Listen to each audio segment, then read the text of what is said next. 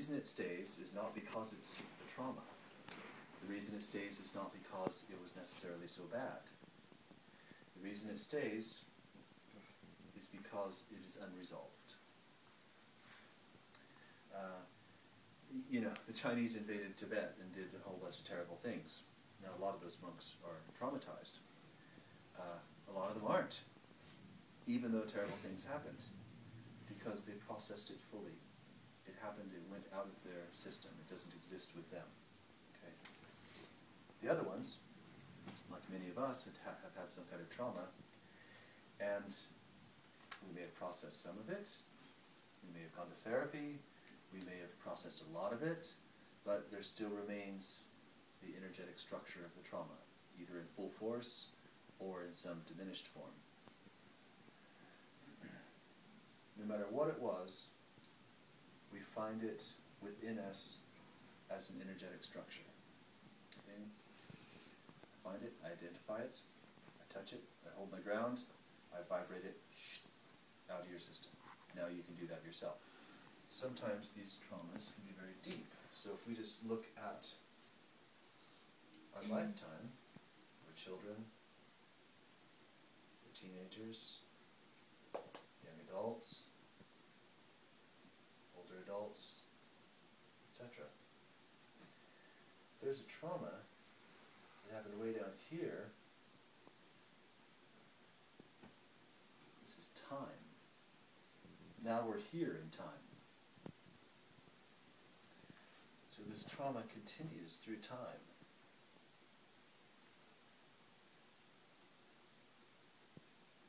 And it affects our lives now.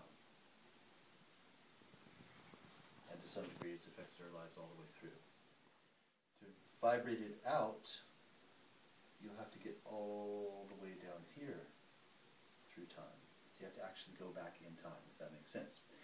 It's also, it means you're going deeper into the energetic system. So if this is like an onion, the energetic system is like this, the trauma happens in one of the early onion shells, you have to go down through the layers to vibrate it out. As an example, I might find anger. I know from experience that anger is never ever a primary emotion. There's always something underneath it. So that just included right away that there's something more.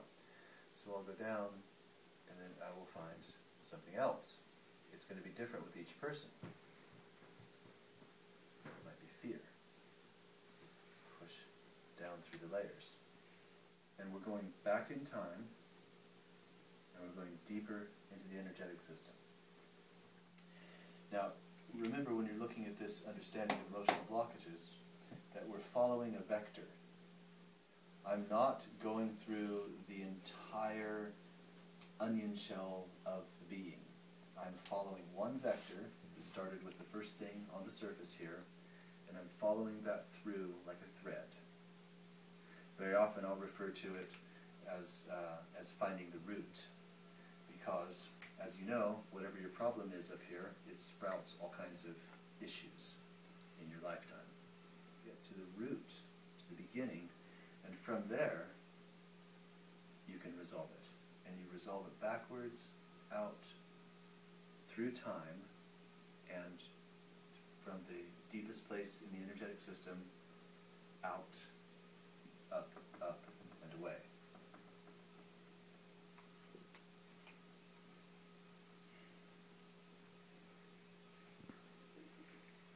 Got that part?